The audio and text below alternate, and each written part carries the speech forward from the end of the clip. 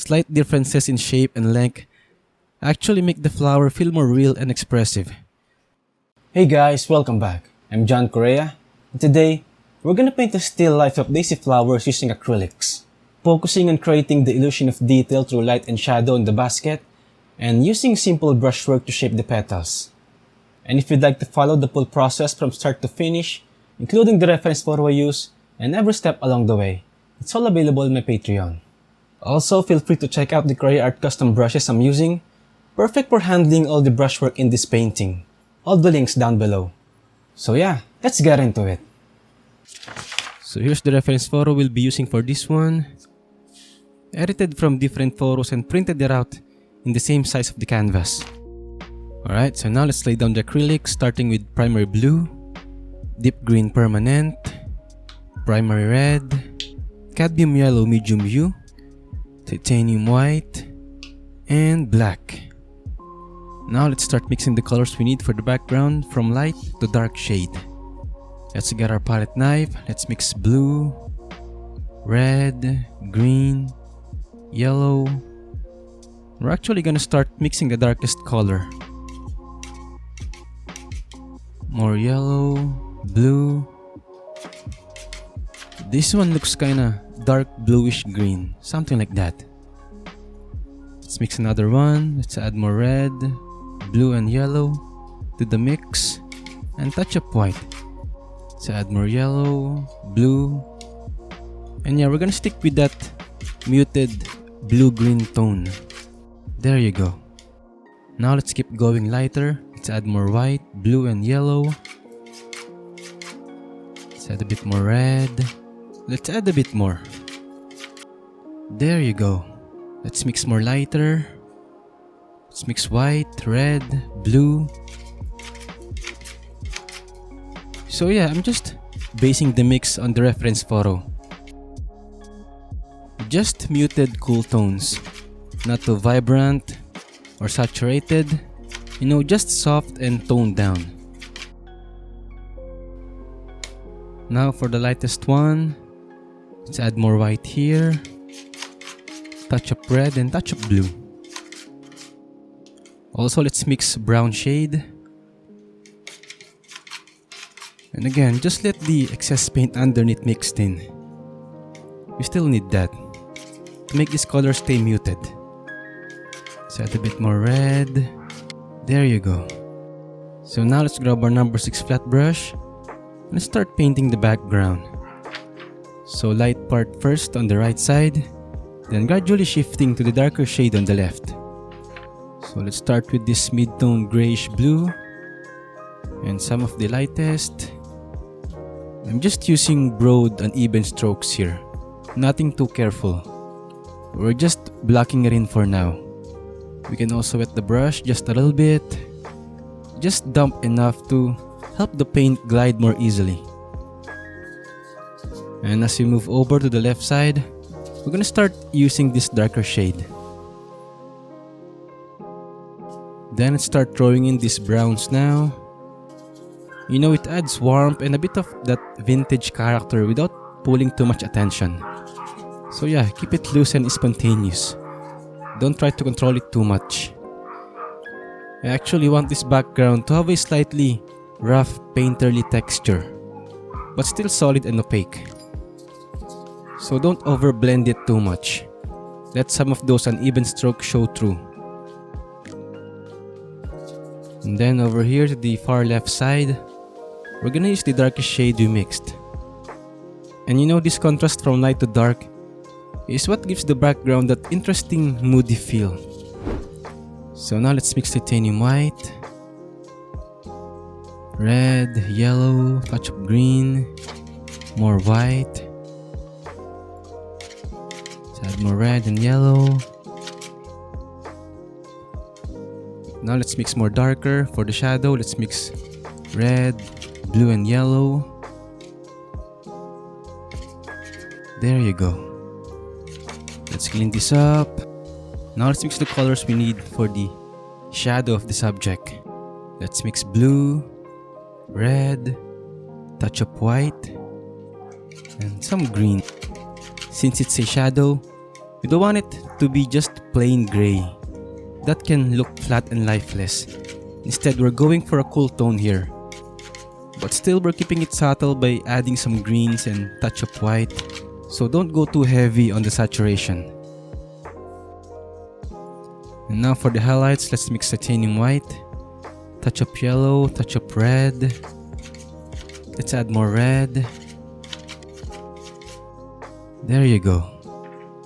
And again, I'm just gonna measure from the reference photo to get a sense of where the table sits on the canvas. And we're not aiming for 100% accuracy here, just close enough to keep everything in the right place. Also, just be a little careful around the top edge of the table. This part is like the horizon line in a landscape, so try to keep it as straight and clean as possible. Let's load the brush with this dark brown. This is where the side of the table drops off. So we want this area to be darker, since it's not catching much light. And again, make sure to keep the edge nice and straight. Keep your hand steady. And now we're gonna start adding those little cracks and details on the surface. Let's mix these two colors. I'm using this flat brush and holding it horizontally. Just nice and easy. Almost like I'm sketching the crack into the surface. But don't worry if the line isn't perfectly straight. In fact, that's what makes it look more natural. Real wood cracks usually have little wiggles or uneven edges. Now with the mix of brown and dark shade from the background, let's go ahead and darken the shadow part of the table. Just brush it in lightly. We're just trying to create a subtle contrast in the shadow area. Let's switch to the number 0 angle brush. And we're gonna start painting the shadow of the subject. Let's load the brush with this grayish blue tone. Normally, you'd paint the main subject first and then add the shadow afterward. But since we haven't mixed the main subject colors yet, we'll just go ahead and lay in the shadow now. After that, let's clean the brush. And let's move on with the highlights. Let's mix some of this mid-tone shade to this lightest color. Still using the angle brush, we're gonna apply it the same way we did with the cracks, keeping those horizontal strokes nice and steady. And yeah, don't cover the mid-tone entirely. We still want that layered effect where the mid-tone shows through underneath. You can even let some strokes fade out as you go, so it looks like the light is naturally falling off. You know, just keep it soft, horizontal, and a bit random. Don't make it too perfect. It's all those little imperfections that makes it feel more real. Now let's have this dark shade here. And we're gonna repeat the wooden cracks, but this time over the shadow cast area. And by doing this, it gives the illusion that the shadow is just sitting lightly on top of the table, not completely covering the texture underneath. It makes the whole thing feel more transparent and natural. Like the shadow is part of the environment, not just a flat patch of paint. Also down here, just a little crack. Just like that. Let's darken this part a bit more. And we're gonna mix a new batch of paint. Let's mix red, blue, and yellow. Let's add a bit green. There you go. Let's mix another one, more lighter. Let's add white and yellow. Let's add more yellow. Some red. There you go. Then for the shadow area, let's mix black, red. Let's add some yellow, more red. We want to have a dark brown here. There you go. Let's clean this up with a touch of titanium white to remove the dark tones. And let's mix the colors we need for the highlight. Let's mix white, yellow, touch of red. We want this to be vibrant. Just like that. Let's mix another one. but this time with more yellow. Alright, so now moving on to the basket base. And again, we're gonna measure the positioning first before we start painting. I'm using my brush and my finger here, checking the bottom, the sides, and the top. So I'm just gonna mark the key points here before we start blocking in.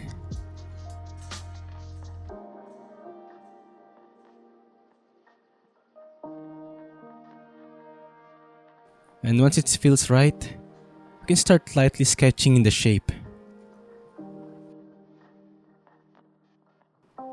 Just keep adding layers. Build it up slowly until it looks nice and solid. Then, using this darkest brown, this is where the least amount of light hits.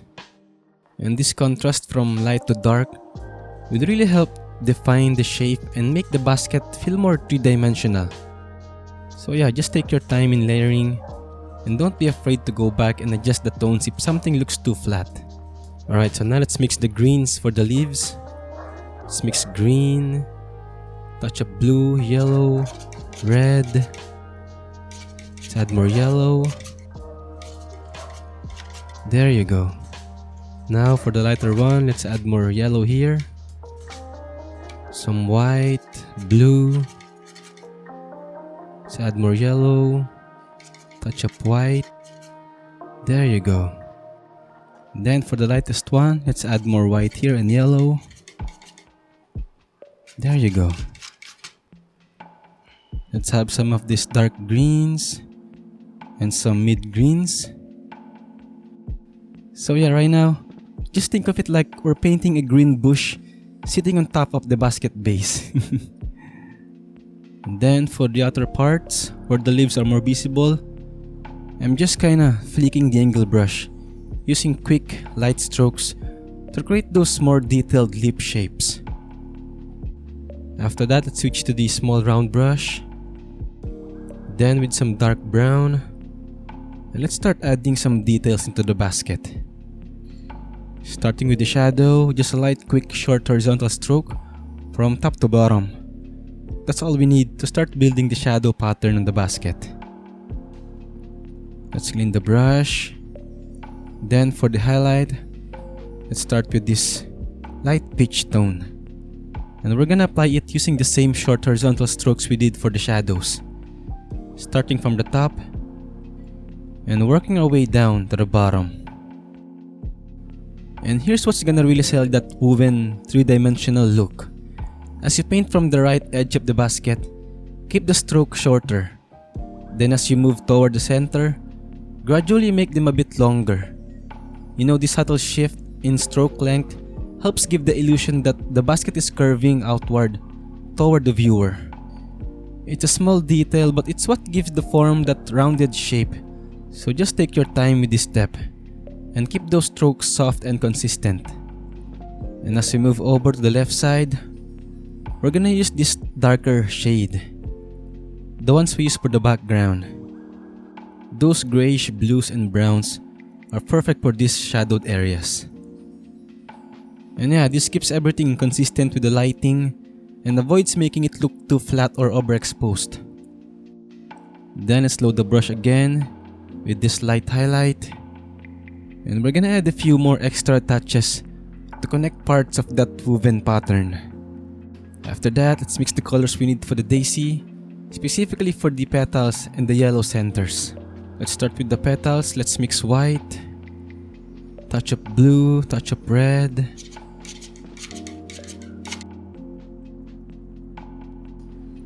Let's mix another one with more blue and red and touch of yellow.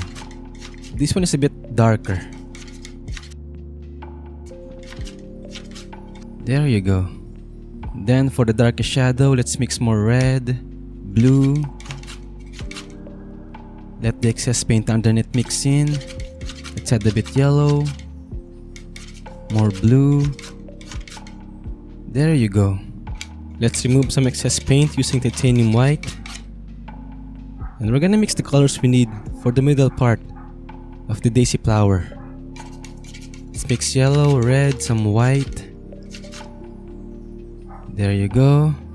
Let's have darker one. Let's mix red, yellow, some blue.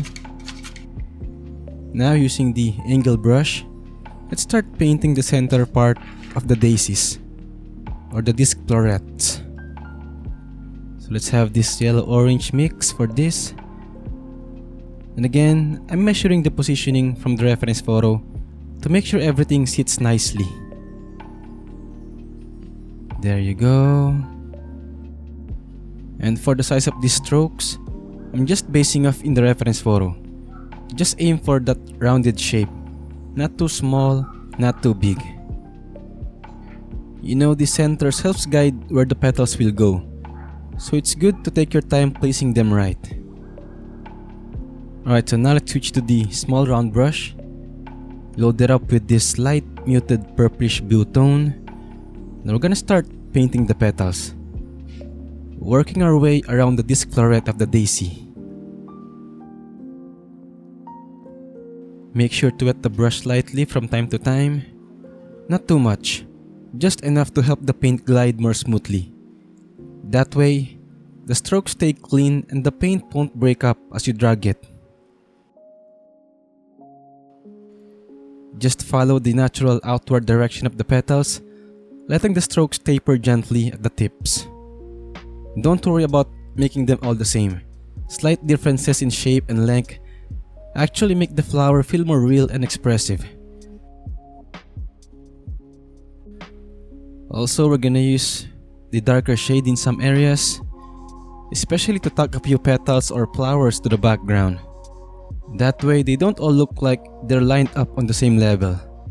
We want some depth here, like some of the blooms are sitting further back. One more thing, if you want to keep the flowers from all looking like they're facing the same direction, try varying the length of the petals. It's a simple trick, but it really helps add movement and a more natural feel. So yeah, as you keep working through this, don't forget to glance at your printed reference photo every now and then, just to check if everything's still in place. Now, me personally, I'm not copying the exact number or perfect positions of the petals. That would take forever. But what I do focus on is the general structure, the angle, and the light and shadow patterns. That's what really brings the flower to life. And now, using this lighter green, let's go ahead and add some highlight to the leaves. Just brush it in almost randomly, but still keep that lip shape in mind. Let's also add some highlights to the stems, focusing on the right side, where the light source is hitting. So just gently drag a thin stroke along the edge of each stem, following its natural curve. So now let's load up with pure white. This is where everything really starts to pop. So we're just gonna paint over the first layer. But make sure to still leave a few small gaps and spaces between some of the petals. Let those shadows underneath peek through just a bit. It helps maintain that depth and keeps the petals from looking too flat or washed out. And yeah, along with the pure white, we're still mixing in that slightly muted, almost white shade too. This gives us variation in the highlights, so it's not all screaming white across the whole flower. Not every brightest part needs to be pure white. So yeah, just alternate between the two. Use the pure white for the spots catching the strongest light, and the slightly muted one for some soft highlight. We're not gonna highlight everything. We still want some of the petals stay in the shadows to keep that depth and contrast. And that's what gives the flowers form and makes them feel like they're really turning and catching the light from different angles. So just take your time with this part. There's no rush. This is where all the details come together, so just enjoy it. Alright, so lastly, the middle part of the daisy. Let's make this color more vibrant and more orangey. There you go. Then for the highlight, let's mix white, yellow, And for the brightest highlight on the leaves, let's mix white, some yellow greens, and touch of blue to have this super light yellow green. Now using a clean small round brush, let's continue adding more highlights on the leaves here. And I'm just lightly brushing it in onto the top edges or wherever the light would naturally catch. Let's clean the brush and then load it with this vibrant yellow orange. We're gonna layer it right into the middle part of the daisy, the disc floret, to make it more solid and rich looking. Alright, so now using this light yellow, we're gonna highlight the disc florets. So we're gonna focus mainly on upper side where the light would naturally hit. We still want some of that rich orange to show through, especially in the lower part.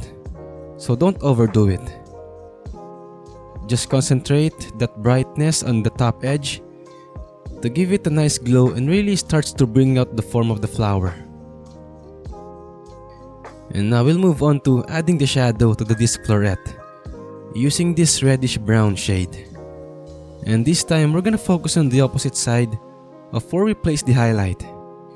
So down here toward the bottom. This is the darkest spot in the whole flower, so it's super important for creating depth and making everything feel more realistic. Next, let's have this dark brown, and we're gonna add some deeper shadows just in a few key spots. And as you can see, I'm still letting some of that orange base show through. I'm not covering it completely. That warm undertone adds a nice glow beneath the shadow and helps the center keep that rich, vibrant feel.